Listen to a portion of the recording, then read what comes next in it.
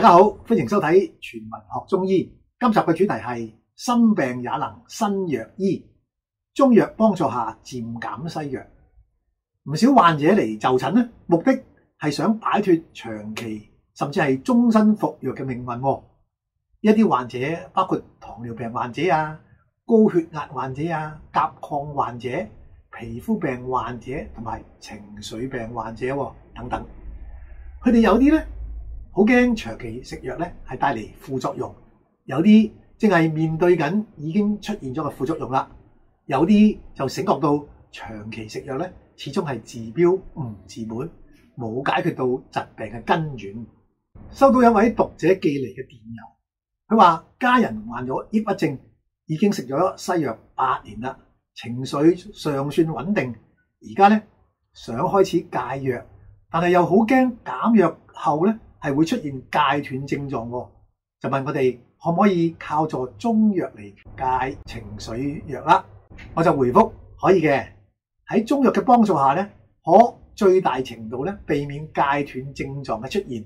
即使戒斷症狀真係出現咗啊，亦都可以用中藥嚟解決嘅。呢一方面咧，我哋就有唔少成功嘅經驗。嗱，凡係能夠上癮嘅東西咧，長期服食後突然減量或者停食咧，都極可能出現戒斷症狀嘅。呢一啲東西包括酒精啊、香煙啊、毒品同埋精神科藥物等等。精神科藥物嘅戒斷症狀咧，可以好強烈嘅，令到患者咧感到十分辛苦。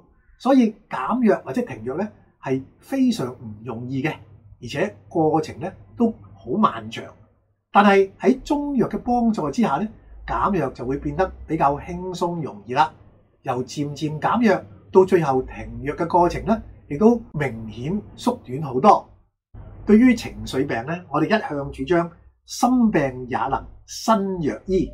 好多情緒病，無論患者有冇遭遇過精神打擊都好啦，其實患者本身咧都有體質偏差呢一個內因嘅。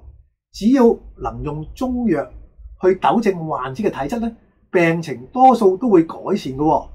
有陽光普照嘅體質就會有陽光普照嘅心境，有陰霾密布嘅體質就會有陰霾密布嘅心境。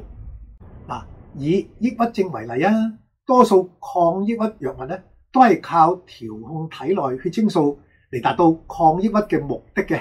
但係長期靠呢啲藥物嚟調控血清素咧，輕則患者可能咧會感到人生乏味，重則咧患者可能會出現幻覺，甚至會出現厭世嘅想法嘅。我哋認為咧，體質出現偏差先至係血清素失衡嘅根本原因。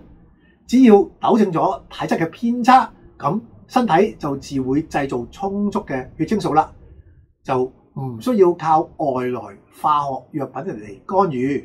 因此，情緒病如果一開始就用中醫藥嚟糾正體質嘅偏差咧，大概就唔使經歷精神科藥物戒斷過程嘅艱辛啦。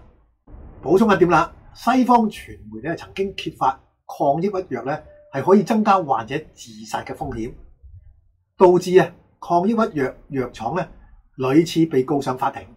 大家可以上網了解下嘅。有關抗抑鬱藥嘅其他副作用咧，大家可以參閱一下 Peter Bridgen 同埋 David Cohen 合著嘅一本書，叫做 Your Drug May Be Your Problem。台灣咧有中文譯本，叫做為藥瘋狂，由洪漢昌翻譯，新新聞文化事業出版。好，今次講到呢度先，下次再見。支持全民學中醫，讓中醫智慧家傳戶曉。請訂閱、讚好同埋分享開去，記得撳埋個鐘仔，以後就會收到最新片段㗎啦。